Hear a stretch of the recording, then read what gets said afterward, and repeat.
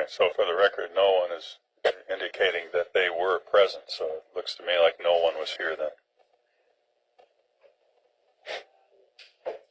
Has anyone on the panel been a victim of crime?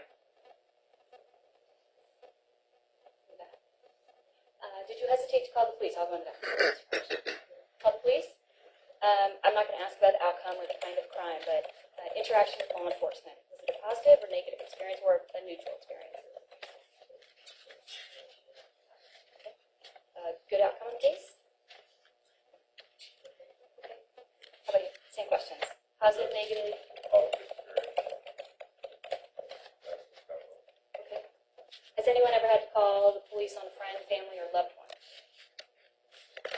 Again, I'm not going to pry into personal details, but your experience with law enforcement. Positive, negative? I would say neutral. Leaning towards positive. Okay, yeah. I asked because several of your witnesses today are going to be law enforcement. Craig Mitchell's with the Newport Police Department. I want to make sure that you haven't had any prior contact, good, bad, or ugly, with Officer Mitchell.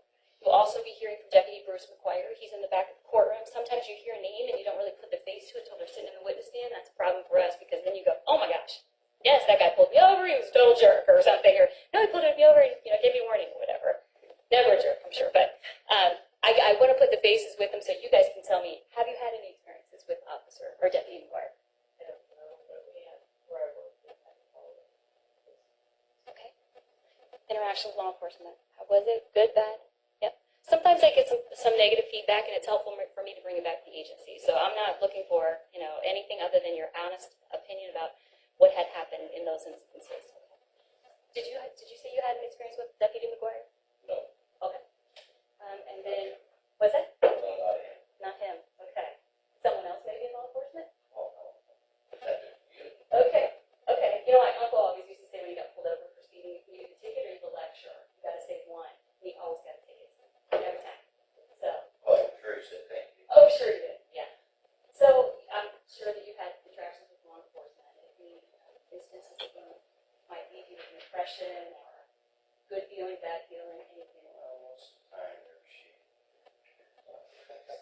Yes. Okay. All right. but that's it.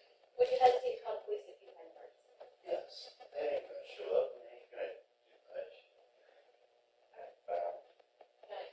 So when you're hearing evidence today, you're obviously not going to have had any kind of experience with these particular officers because you mentioned that you met them yet. Right. Any chance that you're going to hold your personal feelings about law enforcement to say, I can't believe a word they say? No. You'll be able to hear the evidence and assess it, good or bad. Right. And you'll be able to kind of keep your opinion about law enforcement. I guess we're looking for neutral words. You think you can. Okay. Yeah. Thank you.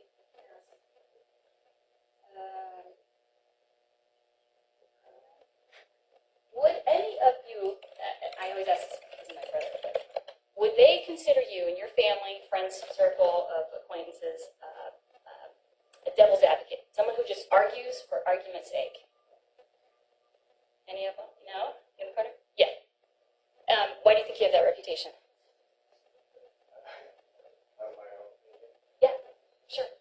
No, and what I'm wondering is some people who just want to argue for argument's sake, or sometimes they just want to take the opposite opinion so they can kind of, spar a little bit.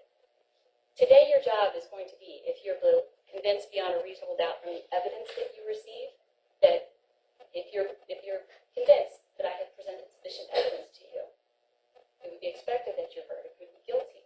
Would you take this sort of belief that maybe you want to fight a little bit or argue with the rest of the panel and say, you know what, I don't care if I've been convinced beyond a reasonable doubt. I'm gonna just argue with you guys.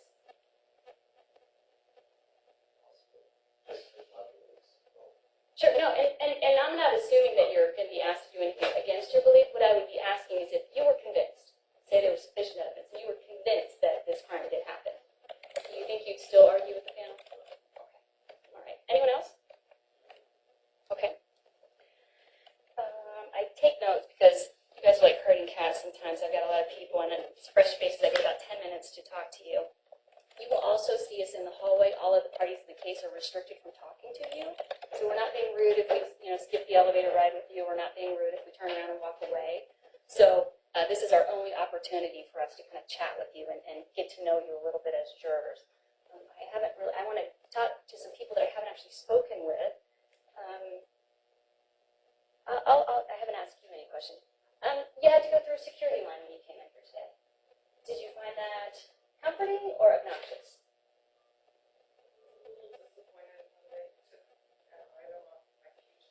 Yes. What do you think the purpose of that was? So you complied with them taking it off your keychain? Okay. How about you? I haven't asked you any questions. What do you think of the security line? Good thing, bad thing, love it, hate it? If someone were to tell you to take off your shoes before you come to the building, would you comply? Okay. Same question to you. What do you think about the security line? I have no problem with it. It's for good purpose. Okay. I asked you. I didn't. I don't know. I'll ask you this question. Tell me about it. What do you think about the security line? I have mixed feelings about it. It's important. Okay. What if they told you all your jewelry off, shoes off, and you're not allowed to come to the building unless you do that? Would you do it? Okay, that's the reason I just come in and use the bathroom. I forget it. Yeah. Okay. All right. How about you? This day and age, I appreciate the safety, Okay. All right. and I really have a couple. All right. I've talked to you a little bit already, but I'll ask you the same question. What do you think? You know, I don't even give it a second thought now, and asked to give a second thought, I'm fine with it, because, yeah, as you said, in this day and age, I appreciate the security. How about you? No? You're a young guy. I suspect you're searched a lot. I mean, I don't know. In airports, I see it seems like the young guys are the ones that are, like, hey, take off your shoes, take off your backpack. Is that not been your experience? Okay. I am stereotyping, so I'm just wondering if you've had that experience. What about the coming through the process today? The security line downstairs? Were you asked to take off any article of clothing? You complied with that? Okay. Thank you. You? Yeah? Any? I appreciate the safety of it. Got it. All right. How about you? Some people are really, really ticked off about it, so that's why I wonder. Okay. Yeah. And you? Okay. That is all of my questions. The last thing that I leave everyone with is we've gotten a very small thumbnail sketch of you all. I don't know geographically where you are. I don't know what work that you do. Sometimes we do go into that. I'm not going to do that today, but I do want to pose one final question is, do you think there's anything that has not come up already that you all think that we should know before we put you on a jury to decide this criminal case? Anything about your life or your history or your opinions that you think would matter in a good or bad way that we have not already elicited from our questions, either from the judge or myself? It was just timing. Yes. I'm only available to I've already talked to your coordinator. Got it. And I can't speak for the judge, but I can tell you I expect to finish today. That would be my anticipation. What time? 6:30. We- I'm here past 1, not able to go. Okay, so here's the issue with that, and when we try a case like this, it's anticipated that it will be finished in a day, but it might finish at 1 o'clock or 2 o'clock or 3 o'clock or maybe even later. We don't know, depending on how many questions and witnesses and so forth there are. Then the jury has to begin its deliberations, and we have no control over how long that takes because the jury can take all the time it needs to make whatever decisions it decides it needs to make. So that could be evaluating the evidence and talking back and forth to try to figure out how you get to a verdict.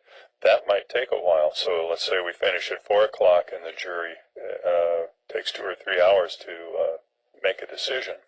All of a sudden we're into the time where you'd need to go to work. So what I want to ask you, I haven't given you that information, sir, is if it would be a hardship for you to miss your job, if you're worried about losing it or if you can't afford to miss your job, and that would make it difficult for you to be a juror, I'd be willing to excuse you. If you don't have that concern, we'll leave you on. Well, it's not the pay, it's like 50. Mhm. I'm scheduled on overtime. I'm wanting to cover tonight. Yeah. Due to the scheduling process where I work. Okay. So based on your work situation, sir, would you prefer to be excused? Okay, so the answer to that was yes, and based on that, sir, I'll go ahead and excuse you because we don't want to get you jammed up on work. So with that, this gentleman is juror 96, correct? So I'll go ahead and excuse you, sir. You can step down. You're free to go, and we'll call someone else to take the seat.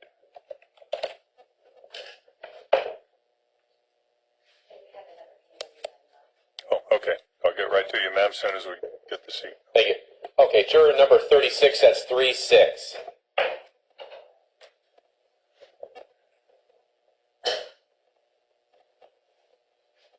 And usually, folks, I cover this just a little bit later, but we might as well talk about it now, and this would be a question for everybody again. I've kind of given you a brief description of how the process might run and how it might be done before 5, or it might be running into the evening a little bit.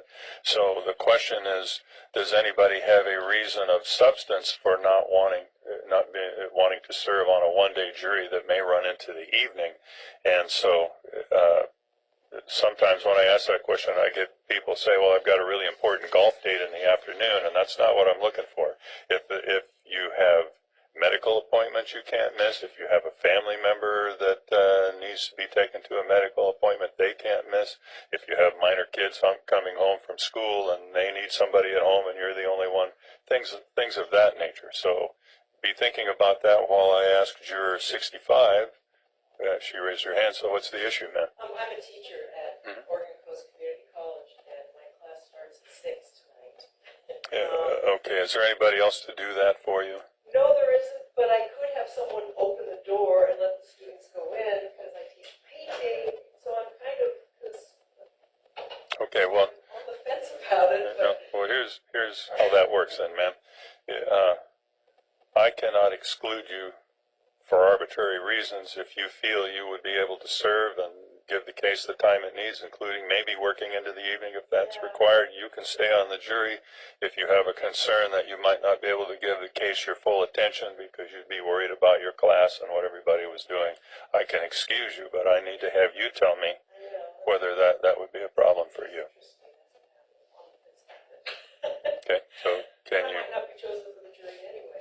Well, there's always a possibility of that, but let's assume for purposes of this discussion that you are, because it's your evening schedule we're concerned about.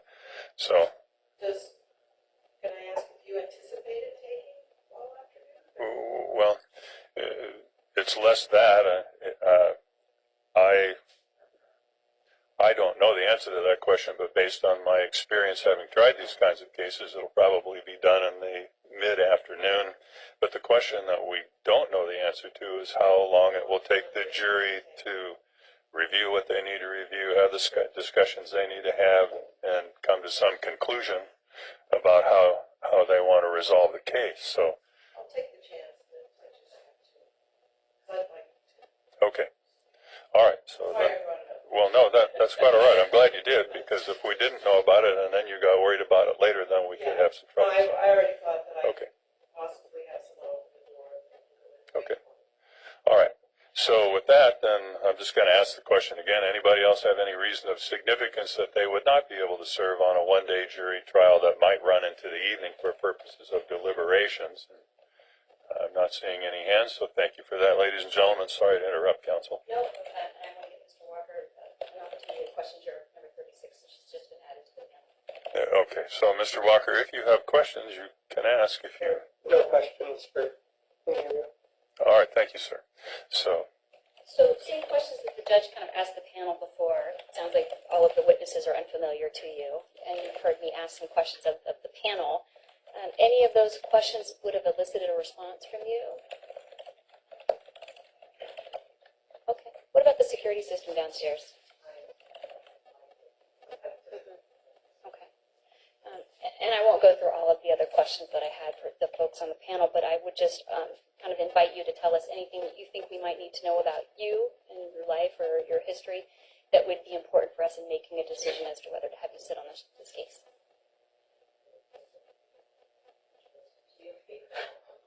Okay. Thank you all for your candor, and I appreciate your time. Ask the panel for questions. all right. So, what we're going to do, ladies and gentlemen, is have you